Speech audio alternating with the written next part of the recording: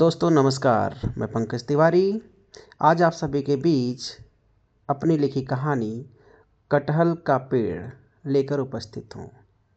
आशा है आप सभी को ये कहानी ज़रूर पसंद आएगी और अगर पसंद आती है तो आप सबकी प्रतिक्रियाओं का इंतज़ार रहेगा। तो आइए बिना देर के शुरू करते हैं कहानी कटहल का पेड़। आषाढ़ की घुप अंधेरिया रात जैसे काटने को दौड़ रही थी। नीम, जामुन, कनेल, अमरूद जैसे उसी अंधेरे में समा से गए थे। रात भयानक काली और खा जाने को आतुर थी। जुगनुओं का लुप लुप कर चमकना दादी को सहारा तो दे रहा था, पर चारों ओर मेंढकों का टर टर आलाप, झींगुरों का एहसास उन्हें विचलित करने के लिए काफ़ी था।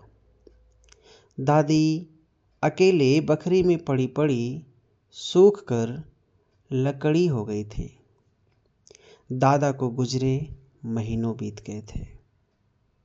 दादी चाह कर भी अपने बच्चों को खबर नहीं कर सकी थी। एक तरफ बच्चों का प्यार, दूसरी तरफ पति की दी हुई कसम। उधेड़ बुन में झूलती दादी कब इतनी कमज़ोर हो गई पता ही नहीं चला। मृत्यु एकदम निकट से देख पा रही थी दादी। रात दिन बस आंसुओं में ही डूबी रहती है। आज भी खंडहर चेहरे पर बसी नाव सी दोनों आंखें जल में डूबी हुई कुछ सोच ही रही थी कि जोर की बिजली कड़क उठी। जीव धक हो उठा। पूरे बखरी में दादी अकेली थी। दादी उठकर आंगन तक जाना चाहती थी, देखना चाहती थी कि कुछ भीजने लायक सामान बाहर तो नहीं है, पर उठ नहीं सकी। हिम्मत जवाब दे गई। लेटे लेटे ही सोचने लगी कैसे राकेश के सामने ही उसकी बहुरिया दादा के हाथ से छीन ले गई थी विपुल को, और मैं कुछ भी नहीं कर सकी थी, बस तड़प कर रह गई थी। विपुल, नाती विपुल छोटा तो था, पर इतना भी नहीं कि अच्छे बुरे की समझ ना हो। जाते हुए दादा को लगातार निहारता रहा। आंखों के कोने समंदर हो जाना चाहते थे, पर बस रुक ही गए थे समझो।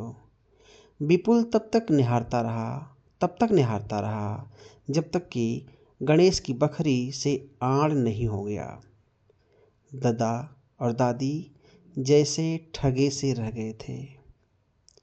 आंखें एकटक सब कुछ घटित होते देखती रही थी, और जुबान के पास शब्द भी चुक गए हो मानो। दोनों खूब रोए थे।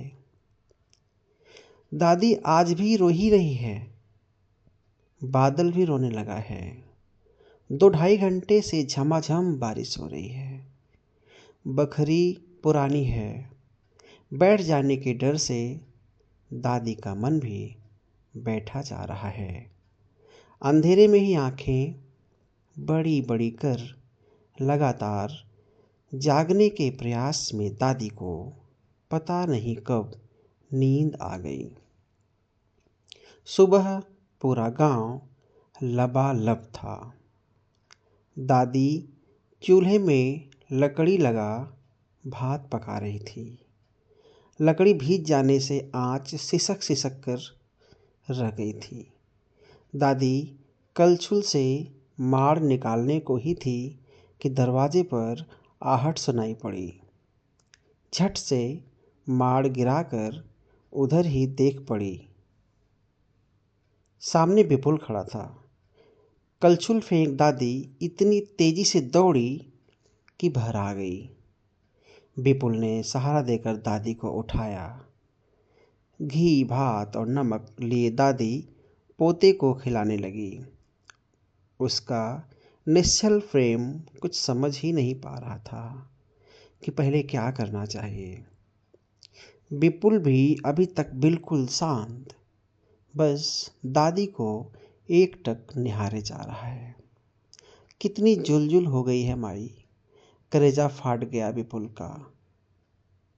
दोपहर का समय है, चारों तरफ सन्नाटा पसरा हुआ है। विपुल गांव घूमने गया है। ओसारे में खटिया पर बैठी दादी उसकी राह तकते तकते सो गई है। सोई हुई वो और भी कमजोर दिख रही है। विपुल आया और दादी को सोते देख फिर से बाहर चला गया। नींद में खलल नहीं डालना चाहता। रात को जब खा पीकर सोने का समय हुआ तो विपुल ने कहा, दादी कहानी सुनाओ ना। दादी लगी अपनी ही बात बताने। जब हम अकेले हो गए थे, तुम्हारे माई बाप हमें छोड़ शहर चले गए थे। कई दिनों तक हम दोनों ठीक से खाना तक नहीं खा पाए थे। तुम्हारे दादा सुबह से लेकर शाम तक उसी रास्ते को निहारा करते थे जिस रास्ते तुम सब गए थे। जल्दी ही हमारी हरी भरी दुनिया रूखे सूखे तालाबों, जमीनों और बंजर में बदल गई थी। दादा सबसे पहले अपने कामों को समेटने लगे। भैंस बरधा सब एक एक करके बेचने लगे थे। खेती बाड़ी भी अब नहीं करने की ठान ली थी उन्होंने। बस द्वार के पास वाले खेत में अपने खाने भर का उपजा लेंगे, वही पर्याप्त है, कहा करते थे। बाहर नीम के नीचे बने चबूतरे पर दिन भर बैठे बैठे बिता देते थे, जबकि मैं पास के खेतों में पेड़ पौधे रोपने लगी थी। आम के पेड़ को विपुल नाम मिला था, क्योंकि तुम्हें आम बहुत पसंद था ना। तुम्हें तो दादी भी बहुत पसंद थी। मेरे लिए भी तुम ही सब कुछ थे। पर जब तुम्हें घसीट कर मेरे ही सामने से ले जाया गया ना, हम दोनों तभी टूट गए थे। जियावन के यहाँ कई बार फोन आया था तेरे बाप का। जियावन ने बुलावा भी भेजा था, पर दादा कभी नहीं गए। मैं छटपटा के रह जाती थी, पर क्या करती, दादा का मुंह देखकर शांत हो जाती थी। एक दिन तुम्हारे दादा को पता नहीं क्या सूझा, लगे पूरे खेत में कटहल ही कटहल लगाने।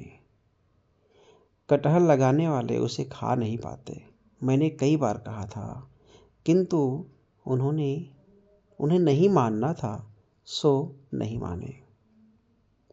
आज पता है पूरा गांव जवार कटहल खा खा कर लहालोट हो रहा है। कोई रोका टोकी नहीं है। विपुल अपना सिर दादी के हाथ पर धरे सब कुछ बड़े ध्यान से सुन रहा था कि दादी को हाथ पर कुछ गीलेपन की अनुभूति हुई।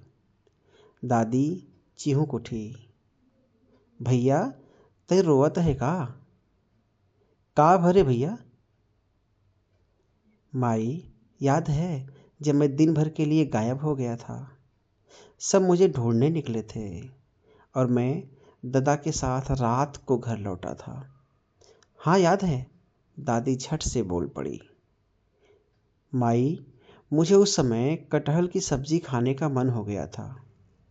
मैं केशव चचा के यहाँ बिना पूछे ही कटहल तोड़ने चला गया था, जहाँ पकड़ने के बाद उन्होंने ही मुझे दिन भर अपने घर में बंद कर रखा था। रात में जब छूटा तो भागते हुए दादा के पास ही पहुंचा।